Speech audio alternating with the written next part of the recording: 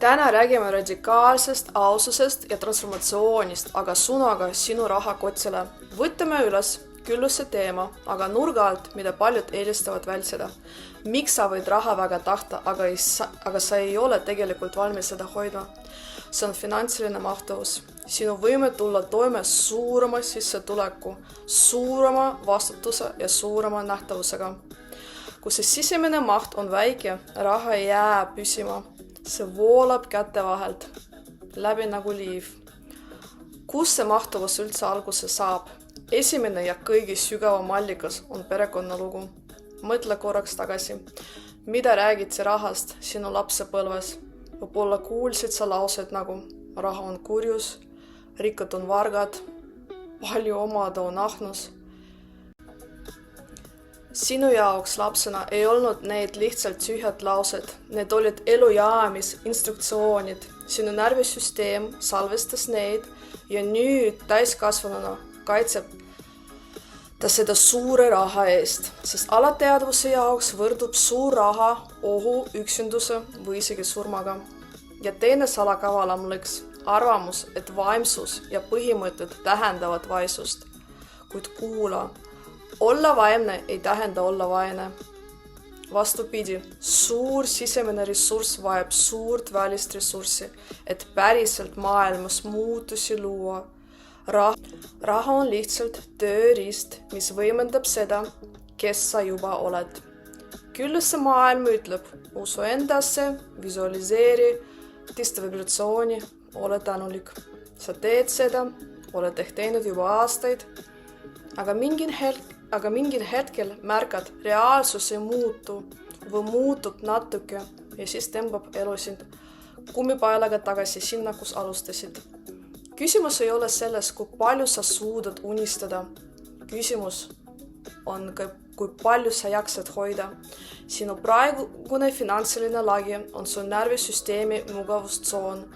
Kui oled harjunud teenima 2000 eurot kuus, siis mõte 10 000 võib tekitada alateadliku hirmu. Sa ei karda raha ennast, sa kardad seda, mis muutub koos rahaga. Hea uudis on see, et seda sisemist ruumi saab venitada. Praktiliselt ilma muinasjuttudeta. Kujuta ette, et sul on kontol 2-5 korda suurem summa kui praegu. Ära hakka kogu unistama, mida ostad. See on emotsionaalne kulutamine, mitte harjutus. Selle asemel harjuta rahulikkust. Tunneta lihtsalt, et see raha on seal olemas ja sa oled sellega rahus. Küsi endalt ausalt, mis on kõige hullem asi, mis juhtub, kui ma selle summa päriselt teenin. Kirjuta vastused paberile. Vaata neile otsa.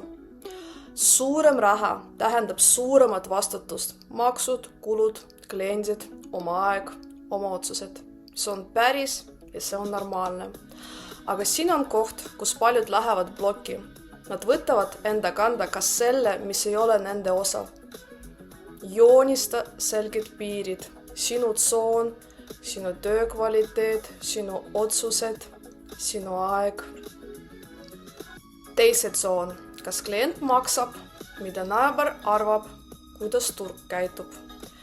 Iga kord, kui tekib hirm või pinge, küsi, kas see on minu osa või kellegi teise oma. See üks küsimus lõpetab suure osa paralüüsist. Finantsiline mahtuvus ei tähenda, et sa visualiseerid rohkem raha. See tähendab, et sa muutud inimeseks, kes suudab suurema vastutuse, suurema surve ja suurema sissetuleku alt rahulikuks jääda. Ja just sealt algab päris kasv. Kirjuta kommentaaride, mis oli sinu tänane suurim taipamine.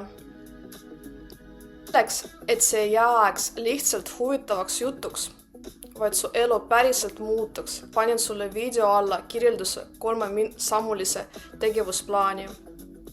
Kui tahad seda tööd kehaga süvendada, kanalil on meditatsioon, link on allpool, telli kanal, lülita kelluke sisse, näeme järgmisel korral.